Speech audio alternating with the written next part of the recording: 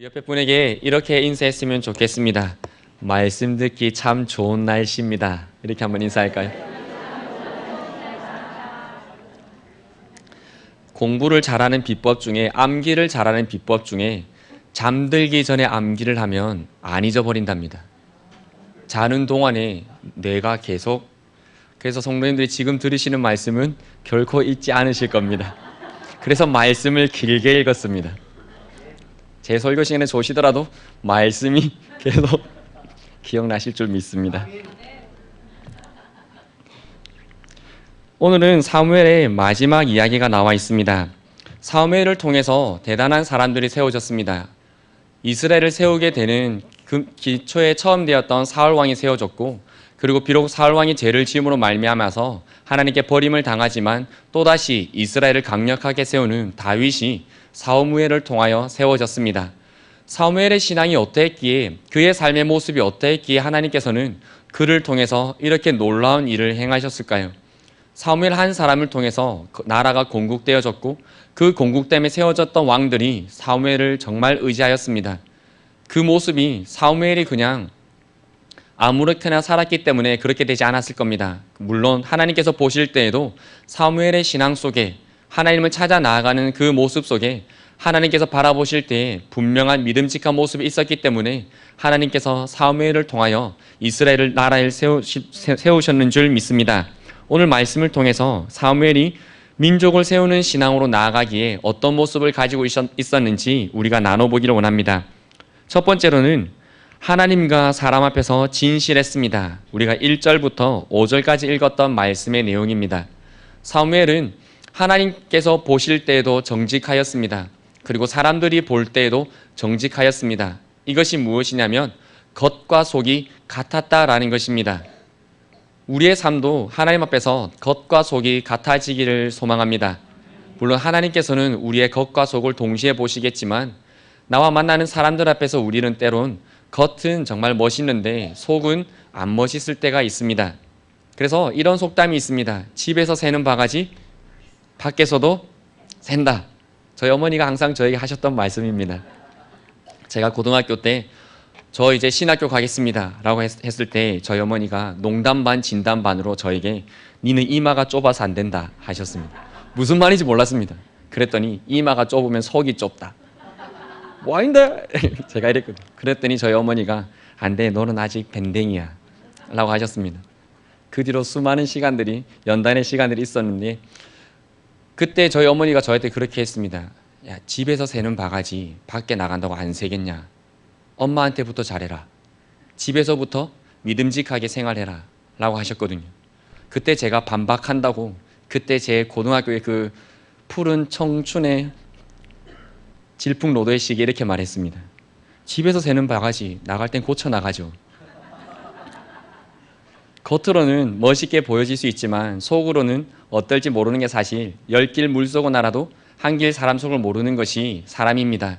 그런데 오늘 사무엘은 민족을 세울 수 있는 사람이 될 만큼의 그러한 신앙을 가져나감에 있어서 먼저 가졌던 것이 겉과 속이 같았다라는 것입니다.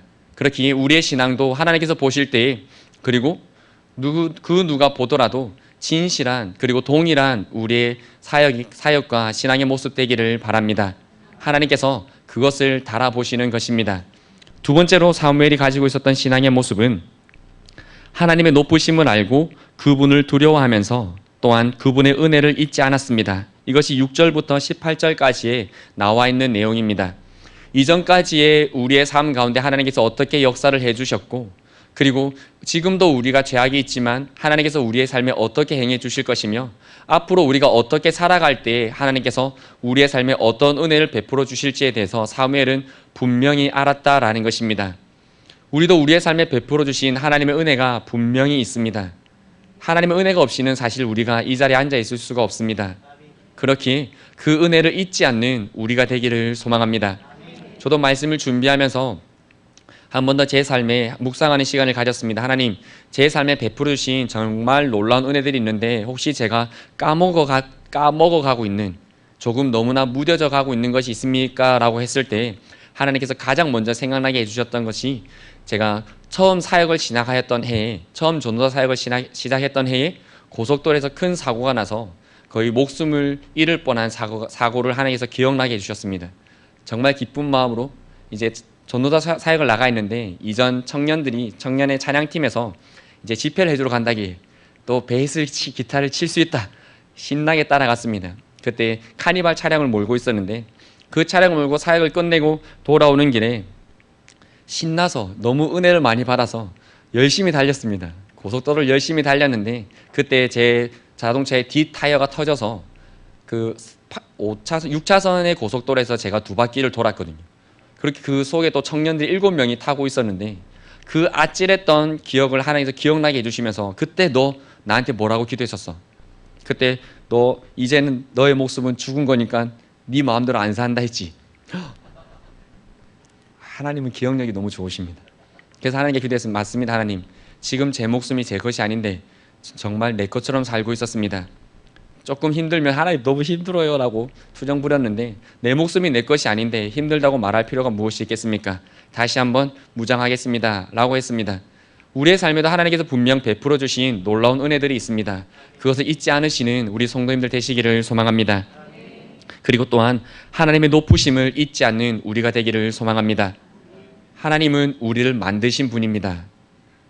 그렇기에 하나님의 모든 결정권을 가지고 계십니다. 그런데 하나님은 선하시기 때문에 하나님께서 모든 결정을 하실 수 있으심에도 불구하고 우리로 하여금 결정을 하며 살아갈 수 있게 해주시는 은혜를 베풀어 주셨습니다.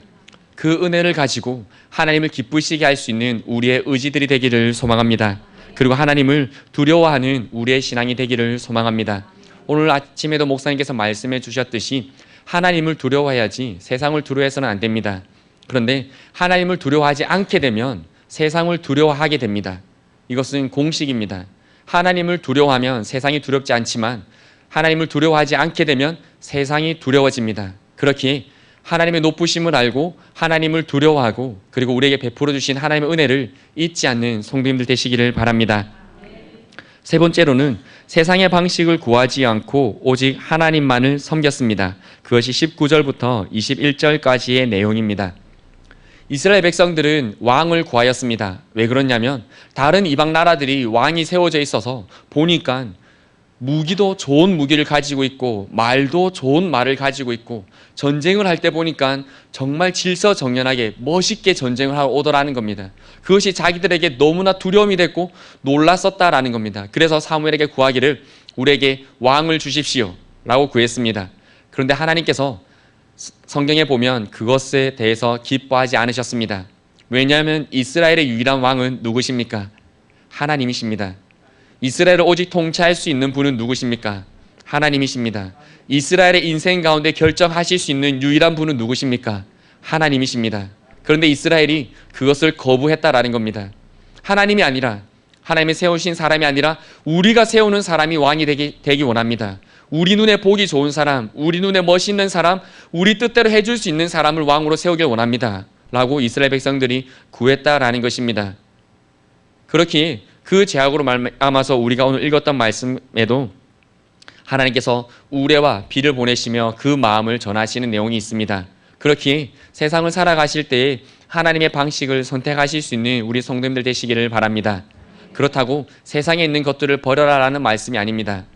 그 모든 것들을 품으시되 그 모든 것 가운데 하나님의 선하신 일을 이루실 수 있는 성도님들 되시기를 바랍니다.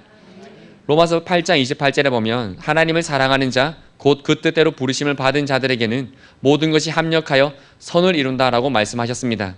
그렇다면 우리는 하나님께서 부르신 자들입니다. 그리고 우리는 하나님을 너무나 사랑하는 사람들입니다. 그렇기에 우리의 삶의 것을 가지고 선을 이루실 수 있는 성도님들 되시기를 바랍니다.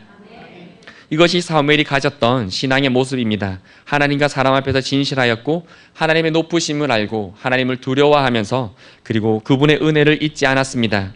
그리고 세상 방식을 구하지 아니하고 오직 하나님만을 섬겼습니다.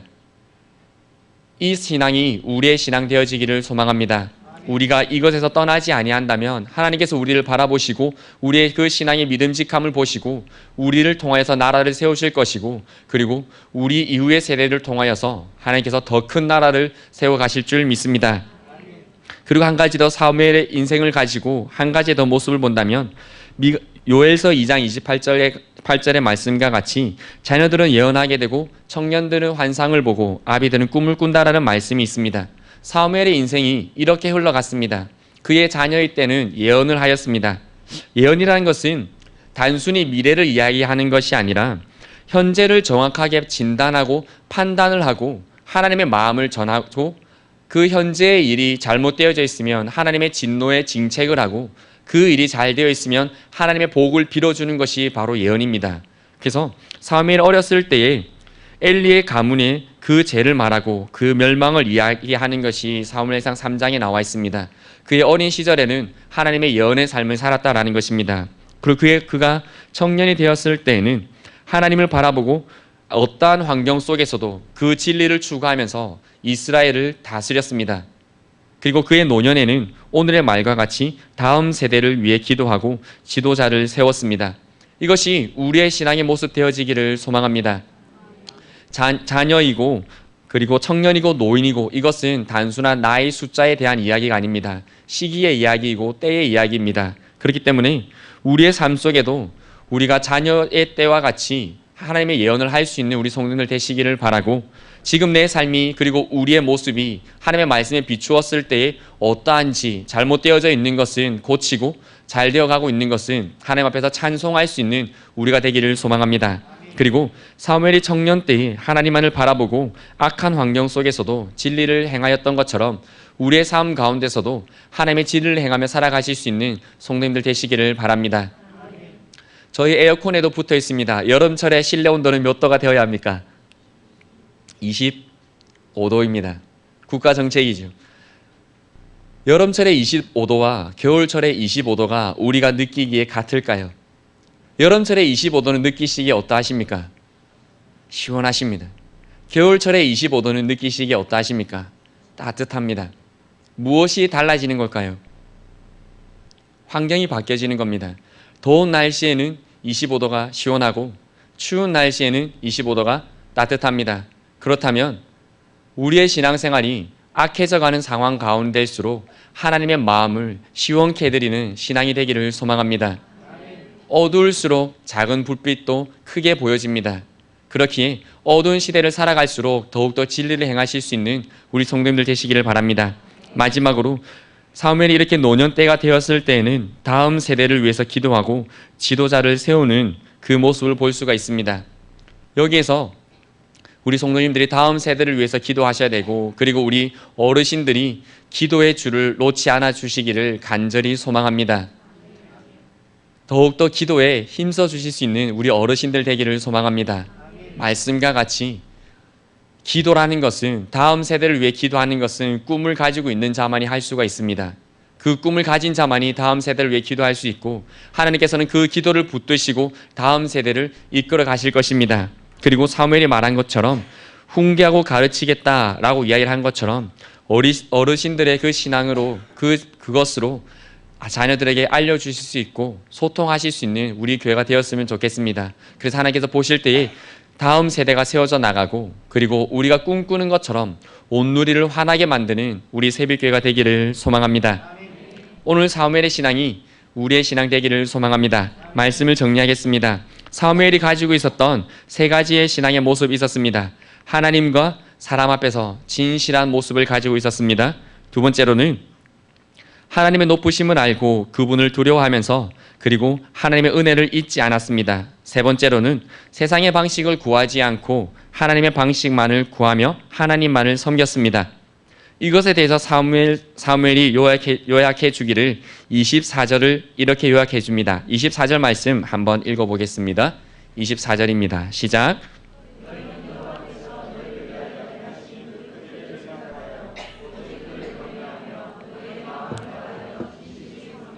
한번 따라해 볼까요? 생각하며 경외하고 섬기자. 이것이 사무엘이 그 다음 세대들에게 전해주는 신앙의 요약된 모습입니다. 생각하고 경외하며 섬기실 수 있는 우리 새벽교회 성도님들 되시기를 바랍니다. 우리는 하나님을 섬기는 사람들입니다. 그리고 또 무엇을 섬기는 자들입니까? 교회를 섬기는 자들입니다. 이 마음을 잊지 않으셨으면 좋겠습니다. 그렇기에 아동부 선생님들은 아동부 아이들이 어떤 사람으로 자라기 위해서 최선을 다하셔야 됩니까? 하나님의 나라를 세우고 세빛교회를 세우는 사람으로 세우기 위해서 최선을 다하셔야 합니다. 우리 중고등부는 어떻게 해야 될까요? 마찬가지겠죠. 청년들도 마찬가지입니다.